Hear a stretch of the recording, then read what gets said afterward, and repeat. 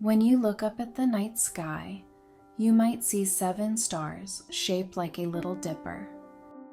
People call it the Big Dipper. For a very long time, those stars have carried the quiet sorrow of a woman. Now, under that gentle starlight, let me tell you her story. Callisto was a spirit of the forest. She loved dancing, music, and the thrill of the hunt. She followed Artemis, the virgin goddess, and made a vow to stay pure forever. Her name meant most beautiful, and she was. But more than her beauty, what shone brighter was her will to be free. She was brave like a true hunter. She chose the wild, and she lived with pride, living the life she had chosen for herself. Callisto's strong gaze and beauty reached even the heavens. Zeus saw her, and in that moment desire stirred in him. He came down from the sky and approached her. With power in his voice and pride in his stance, he tried to win her over. But Callisto stood firm. She had made a vow to stay free, a vow to remain pure. She sensed the pride in his words, the danger behind his charm. And so, without another word, she turned and walked away. But Zeus did not give up. Even after her clear refusal, he still wanted her. So, he made a plan.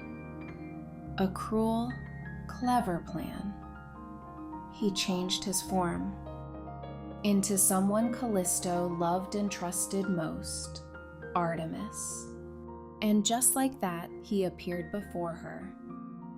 That day, Callisto wandered away from her companions. She was alone in the forest. Then she heard footsteps, soft, familiar, and a gentle voice calling to her. She turned. Standing there was Artemis. At least that's who it looked like. Smiling with relief, Callisto stepped forward. But it wasn't Artemis, it was Zeus. Her trust was broken, her purity stolen, and by the time she understood the truth, it was already too late. After that day, Callisto was no longer the same. She chose silence instead of words, and quiet sighs instead of laughter. Slowly, she drifted away from Artemis and from the others. There was a secret in her heart, one she couldn't tell anyone. And that secret gently pushed her away toward the edge of the forest where no one could see. And there, Callisto wandered alone, in sorrow and in silence. One day, Artemis gathered all her maidens. Callisto stood among them, but she didn't look the same anymore. Her belly had grown, clearly, silently. Artemis said nothing. She only stared at Callisto's face. And Callisto trembled in fear, in sorrow. And slowly she lowered her head. Callisto tried to speak, to explain, to tell the truth. But Artemis wouldn't listen. She had broken her vow of chastity, and that was all that mattered. So Callisto was cast out. No one dared to speak up. Some looked away, some watched with sorrow in their eyes, but not one voice stopped it. Banished from the group, Callisto wandered deep into the forest. There she found a cave, small, quiet, hidden. No sunlight reached it, even the wind passed by softly. In that darkness, she gave birth to a son, Arcas. She held him close, with fear, with sorrow, and with a love too deep for words. And then she gently closed her eyes. Queen Hera came to know everything. Zeus, her husband, had fathered a child with another woman. Her pride was wounded, her anger boundless. Hera didn't ask what Callisto had been through. She didn't care. To her, there was only one thing that mattered. Callisto had borne Zeus's child. And for that, Hera placed a terrible curse upon her. Then the heavens struck. Divine power fell upon her, swift and unstoppable. In an instant, Callisto was no longer herself. Her body changed. Her skin turned to fur. Her hands became paws. Her voice was lost. She had become a bear. And deep within the forest, she vanished into the shadows, howling in sorrow and silence.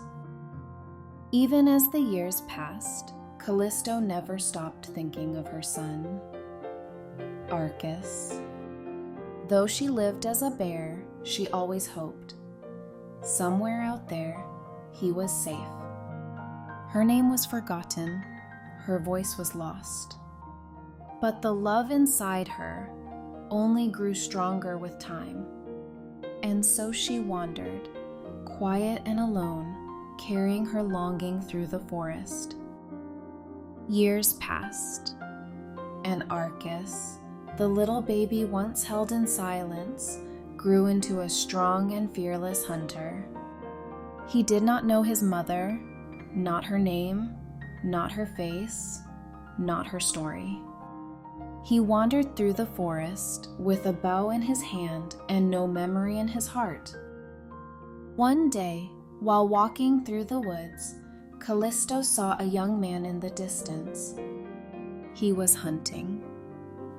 And in that moment, she knew it was him, her son, Arcas. In the shape of a bear, she froze, held her breath. She watched him, quietly, longingly, until the joy inside her could no longer be held back. And then she ran to him. Callisto ran with all her heart. The love inside her burst forth, breaking through the sorrow, the years, the pain. But Arcas didn't know. To him it was just a bear, a wild bear charging at him and crying out. Startled, he grabbed his bow. He pulled it tight. And the tip of his arrow was pointing straight at his mother. From the heavens above, Zeus saw everything. He saw Arcas, he saw Callisto, and he saw what was about to happen. In that final fateful moment, he acted. Zeus turned Arcas into a bear, just like his mother. And then, with a sweep of his power, he lifted them both into the sky. And so, Callisto became the great bear, Ursa Major, and Arcas became the little bear, Ursa Minor. Together they rose into the sky, and there they remained forever. From their sorrow, a quiet brilliance was born, a light that would shine on in the shape of love. But Hera was not satisfied. Callisto and Arcas, the ones she had cursed, were now shining in the sky, and people would remember them. That thought burned within her. So she sought out Oceanus and Tethys, the ancient gods of the sea, her foster parents. She whispered her resentment, wrapped in royal pride. And from that day on, the stars that bore their names were not allowed to rest. Her jealousy had reached the heavens. And so, while other constellations could slip beneath the horizon and rest after their journey through the night, Ursa Major and Ursa Minor were not allowed to rest. They were bound to the northern sky, forever circling, forever moving, never stopping, never still. And that is why, even today, when we look up at the northern sky, we see two bears, quietly circling, never stopping, always together, yet forever apart. They can no longer speak. They can no longer reach for each other. But the love between them, it never faded, just like starlight that never goes out. Maybe that light above us is more than just stars. Maybe it's the story of a mother and child we are gently reminded of.